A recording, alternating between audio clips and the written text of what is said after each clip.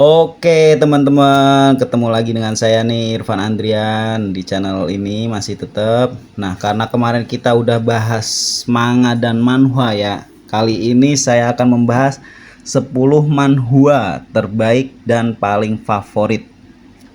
Manhwa itu berarti serial komik yang diterbitkan oleh komikus Cina. Oke, bagi yang baru gabung boleh klik subscribe-nya, terus tekan tombol lonceng sama like-nya ya guys. Oke, tanpa berlama-lama lagi kita akan masuk ke pembahasannya. Cekidot. Di nomor 10 kita ada Becoming the Sword Master. Nah, ini manhwa yang bercerita tentang sebuah klan pedang bernama Tang Sichuan. Nah, klan ini tuh sempat dihancurin dan dibumi hanguskan oleh Demonic Lord Yeon Jung Hyuk dikarenakan lamaran Demon Lord itu kepada ibu dari MC kita, yaitu namanya Tang Jihwa, ditolak mentah-mentah. Nah, si MC kita Tang Yeng Myong yang dibully dan disalahkan oleh anggota klan lainnya itu akhirnya mendapatkan kekuatan misterius yang ternyata kekuatan itu milik master pedang legendaris. Oke, kita lanjut ke nomor 9. Nomor 9 ada Celestial Phenomenon. Nah, manhwa ini menceritakan tentang esensi roh yang bersemayam di setiap tubuh manusia. Nah, ketika roh itu tidak dapat dikendalikan lagi karena pemilik roh sebelumnya itu meninggal, jadi roh itu jadi sebuah manifestasi roh jahat. Nah, MC kita Ding Xiao, pemuda yang diremehkan oleh sekitarnya karena dianggap nggak bisa mengendalikan esensi roh milik dirinya sendiri. Suatu ketika Ding Xiao dapat tugas untuk mengantarkan mayat. Akhirnya dia sanggup membangkitkan kekuatan manifestasi roh miliknya yang tersemayam dalam dirinya itu. Ternyata roh itu kekuatannya adalah salah satu roh terkuat di dalam sejarah. Oke, kita lanjut ke nomor 8, ada Apocalypse Sword God. Manhwa ini mengangkat tema zombie dan mutan yang muncul karena mutasi yang tidak terkendali. Dan para manusia yang diberkahi kekuatan menjadi para awaken pun mencoba menghalau hingga pertarungan yang menyudutkan manusia. Muncullah satu manusia yang bernama Yening, manusia dengan kekuatan yang paling spesial. Akhirnya perjuangan para manusia awaken untuk memerangi para mutan terus berlanjut. Nah, si Yening ini sempat mati tapi dibangkitkan lagi, dapat kesempatan kedua lah, jadi hidup lagi, mundur ke 10 tahun ke belakang untuk mempelajari kesalahannya yang untuk biar nggak ada kesalahan lagi lah ke depannya. Oke, lanjut ke nomor 7, ada Tales of Demons and God. Nah, manhwa ini itu bercerita tentang reinkarnasi lagi. Itu menceritakan seorang pemuda bernama Nieli yang berasal dari Glory City. Dia diberkahi kehidupan kedua setelah selamat akibat pertarungannya dengan para Sagi Emperor dan dikeroyok oleh Beast Squad.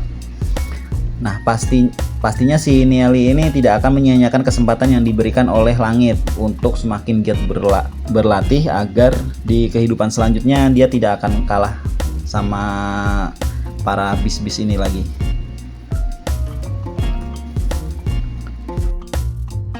Oke, lanjut ke nomor 6, kita ada God of Martial Art. Nah, God of Martial Art itu menceritakan seorang putra dari pimpinan klan bela diri yang bernama Lin Feng. Dia itu sering mendapat cemoohan dari anggota lain karena dia dianggap cuman berlindung di belakang nama besar ayahnya, sang pemimpin klan. Suatu hari pas dia diambang kematian karena dibully sama anggota lain, hal aneh terjadi. Lin Feng ini kembali hidup dikarenakan pertukaran nyawa dengan mahasiswa yang meninggal disebabkan sebuah kecelakaan mobil. Jadi di masa depan ada yang namanya Lin Feng meninggal, justru nyawanya itu dikirim balik ke masa lalu, namanya sama juga, Lin Feng juga. Nah, si petualangan Lin Feng yang kini berada pada tubuh putra pimpinan klan pun itu dimulai itu dari situ. Oke, lanjut ke nomor 5, kita ada The Ravage of Time. Nah, ini manhwa jadul ya, manhwa yang udah lama tamat sebenarnya. Manhwa ini berlatar belakang dan bercerita tentang para jenius perang. Jadi mereka itu saling beradu taktik sama strategi perang pada zaman Romansah 3 kerajaan yang dikenal dengan The Three Kingdom di Cina. Tokoh-tokoh besar itu tertulis di manhwa ini. Ceritanya penuh dengan plot-plot berlapis dan kompleks. Ini manhwa sangat cocok untuk para penggemar yang suka pertarungan strategi karena emang seru banget. Ini penuh dengan strategi-strategi perang sih.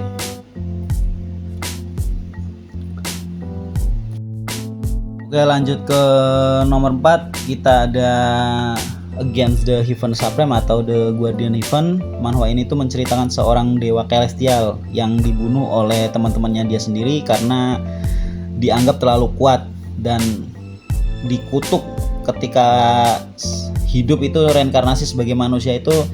Jadi selalu mendapatkan takdir yang menyedihkan, yaitu setiap kali dia reinkarnasi dia akan kehilangan orang-orang yang disayangi nama dia. Kemudian dia mati lagi dan begitu seterusnya. Namun akhirnya dia mendapat reinkarnasi yang ditunggu-tunggu dengan nama manusia, yaitu Yun-Er. Dia mendapatkan kembali kekuatan dewanya. Nah, petualangan balas dendam si Yun-Er ini atau si dewa celestial ini yang pengen ngebalasin dendam ke dewa-dewa yang lainnya itu baru dimulai di sini. Oke, kita lanjut ke nomor 3. Ada Byauren atau nama lainnya itu Blades of the Guardian. Manhwa ini udah diadaptasi ke anime. Manhwa ini tuh menceritakan tentang seorang pengembara yang bernama Daoma. Dan dia biasanya sering bawa seorang balita bernama Xiaoqi. Hidupnya dia itu berkelana hanya untuk mencari buronan yang kepalanya dihargai dengan mahal. Hidupnya hanya untuk berbisnis. Jadi nyari buronan yang harganya cukup mahal, dijual atau dibunuh, dibawa kepalanya. Nah, dalam manhwa ini itu pertarungannya itu cuman sederhana kayak pertarungan pedang-pedang biasa, tapi brutal dan masih dibilang kekuatannya nggak ada yang super power sih. Terus ke nomor 2 ada Feng Senji.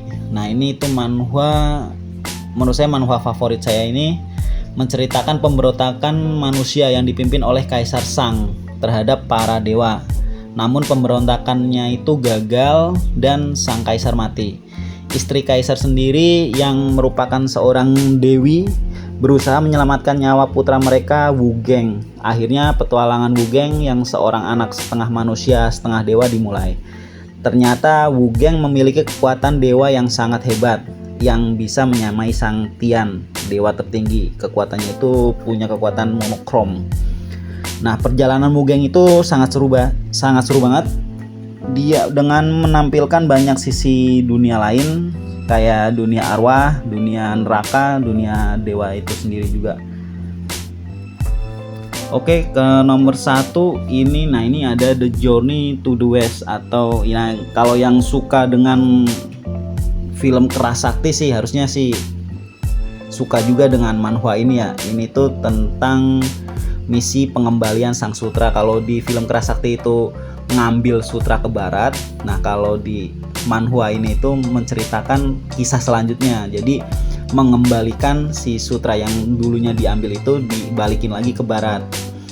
Nah, ternyata plot twistnya itu di kerajaan dewanya itu ternyata udah terkena virus. Jadi dewa-dewanya itu udah jadi jahat semua. Ini tuh jadi manhwanya seru banget karena menceritakan banyak dunia, kayak dunia iblis, dunia asura, dunia dewa, terus dunia naga juga. Pokoknya wajib untuk dibaca. Oke, sekian dulu pembahasan dari 10 manhwa yang terbaik dan paling favorit menurut saya. Terima kasih sudah nonton. Sampai jumpa di video-video saya selanjutnya. Terima kasih.